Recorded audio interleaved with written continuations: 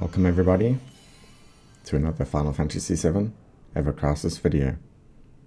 I hope you're having a fantastic day and I hope you found the video useful. This video is going to be on the Inferno Lantern EX2, which for me was a pretty annoying mission to complete, because I have practically no wind setup. I have no real wind potency weapons and no wind build for my characters. And in this event, this EX2 specifically, there is a DPS check at some point. You have to finish off the boss before he casts his Maleficent Surge, I think it is. And if you don't have a wind setup, it can get pretty tricky to burst him down in time.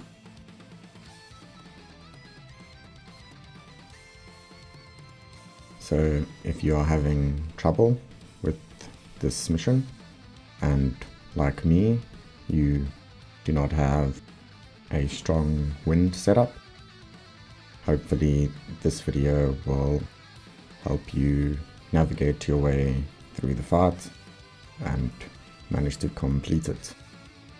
And if you don't complete it, don't worry, all you get is 200 blue crystals and a little icon, so it's not a big deal if you can't get through this right now. So that might be if you're a newer player, or if you are holding on to some of your resources and don't want to dump them into trying to get a wind build going for this one little event. Okay, my setup, I have 134 basically, so I'm below the recommended power.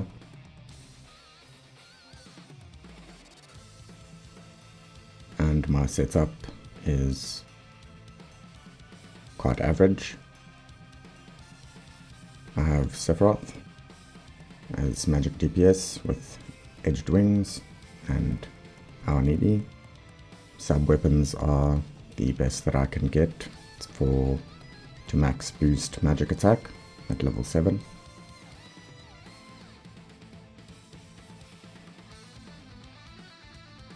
The rest of the stats are not very relevant. Then I have every character needs an arrow material, and the other two are just for stat sticks. Magic attack percentage, magic attack percentage, and that is my Sephiroth. For Lucia, she also has the arrow and 2 stat sticks. I just gave her my best weapons, and sub weapons are all for boost physical attack. I only managed to get level 6. She has level 2 boost wind potency, and that is literally the highest I can get. And for limit breaks, I also went with the single target limit breaks instead of the summons, because they do slightly higher damage percentage. Lucia has around 2k physical attack and 2.3k magic for Sephiroth. Aerith is my healer, and I also tried to give her some magic attack just to help me in the DPS phase. So her magic costume, then her AoE heal, and the prism rod just for more CP. I gave her magic attack stat sticks because I was really desperate for the damage, and of course an arrow materia. For her sub weapons, I use the Chocobo Staff for 1 boost heal, and the Arc Sword for a bit of magic attack boost, and the Rage Collar is just basically for good stats. So his setup's a bit weird, only level 4 boost heal, and level 3 magic attack and attack. And that was enough for me. Far from the optimal build, but it did the job.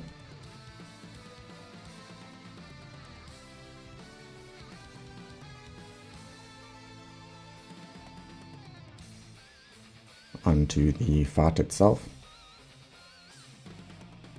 I will walk you through how I approach the fight.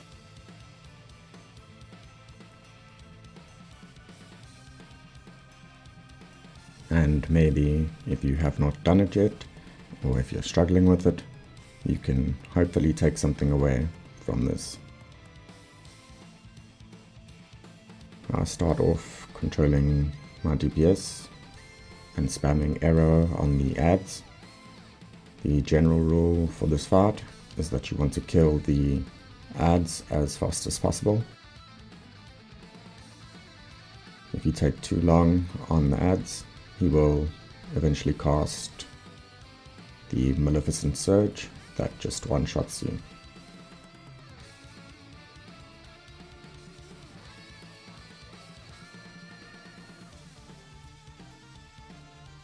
So after the first wave, I switch to controlling Aerith, so I can keep myself topped up with heals.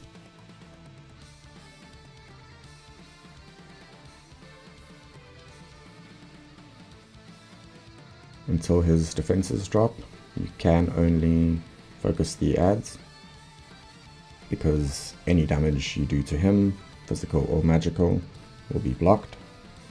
You can see that by the 2 blue icons buffs that he has. So focus the ads down.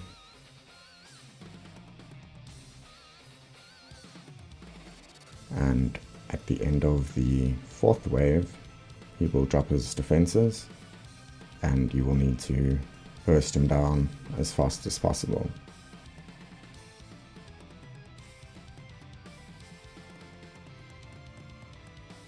So here I'm making sure I have enough ATB for the Blazing Breath. Defense mode and heal it up.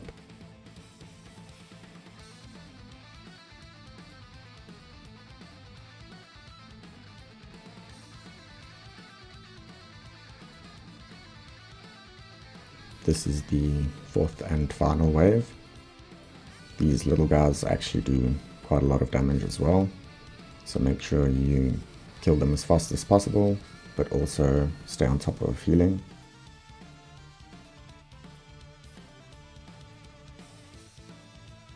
You really don't want them to get off that spume spray if you can help it, because it does AoE damage and inflicts darkness on your team.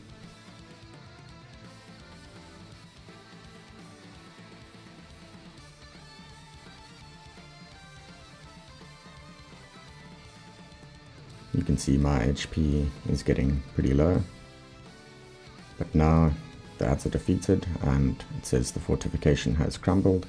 You can see he has debuffs now and is stunned momentarily. So switch between your characters as fast as possible and spam all of your arrows.